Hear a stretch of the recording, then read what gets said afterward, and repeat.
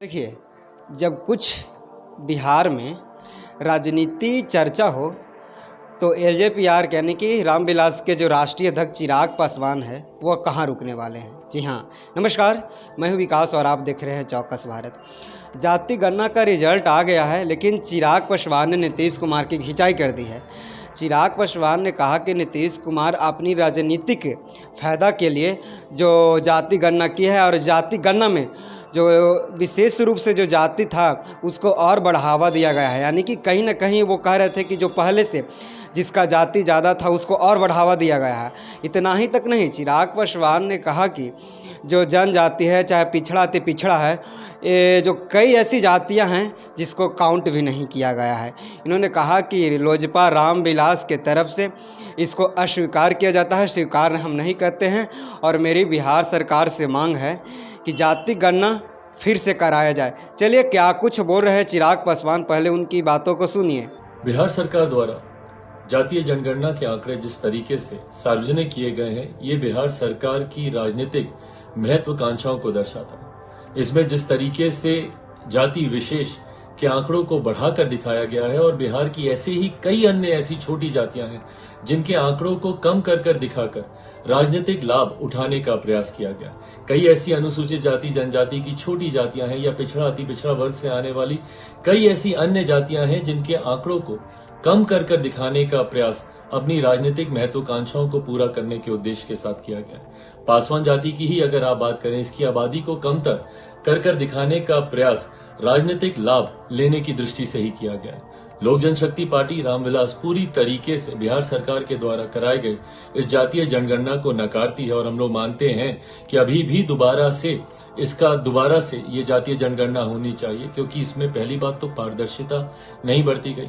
आज भी कई लोग ऐसे हैं जो संपर्क साध कर ये बताते हैं कि हम लोगों से पूछा ही नहीं गया, ना राजनीतिक कार्यकर्ताओं से पूछा गया, ना आम बिहारी से पूछा गया। तो ये दर्शाता है कि इसमें पारदर्शिता नहीं है और कहीं ना कहीं इसका उद्देश्य मौजूदा बिहार की महागठबंधन सरकार राजनीतिक लाभ की दृष्टि से करना चाहती है। ऐसे में हम लोग चाहते हैं कि पुनः जातीय जनगणना हो और पूरी पारदर्शिता के साथ हो।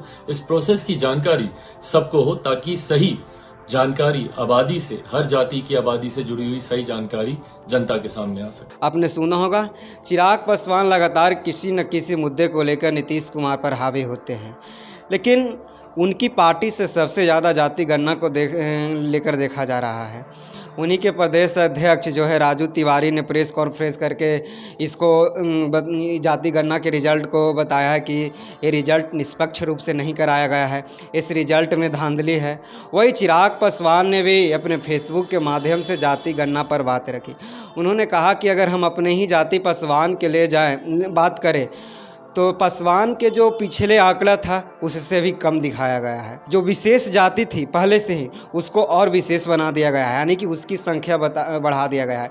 चिराग पासवान ने कहा कि पिछड़ा अति पिछड़ा अत्यंत पिछड़ा ऐसे कई जाति हैं उन्हें गिना ही नहीं गया है। चिराग पासवान ने कहा कि हम कई लोगों से बात किए तो उन्होंने कहा कि आज तक मेरे दरवाजे पे कोई सरकारी कर्मचारी जाति गणना को लेकर आया ही नहीं।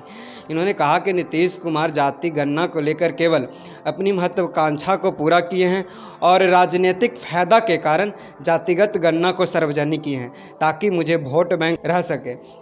इन्होंने कहा कि जिस तरह से जातिगत गणना कराई है बिहार सरकार, ये बात अच्छी है, करानी चाहिए, लेकिन अच्छी नीति से के साथ, नहीं कि अपने महत्वाकांक्षा और अपने फायदे को लेकर। लेकिन जिस तरह से बिहार में जो जाति गणना का रिजल्ट आया है ये अस्वीकार है। ये सारे बात और आरोप एलजेपीआर के राष्ट्रीय अध्यक्ष चिराग पासवान लगा रहे थे। इन्होंने कहा कि हम अस्वीकार करते हैं और पुनः रूप से बिहार सरकार से अनुरोध करेंगे कि बिहार में जातिगत गणना फिर से कराई जाए। आप पर इसका क्या राय है? आप प्रतिक्रिया देना न भूलिएगा। आप देख रहे हैं चौकस भारत, मैं विकास कुमार पटना। धन्यवाद।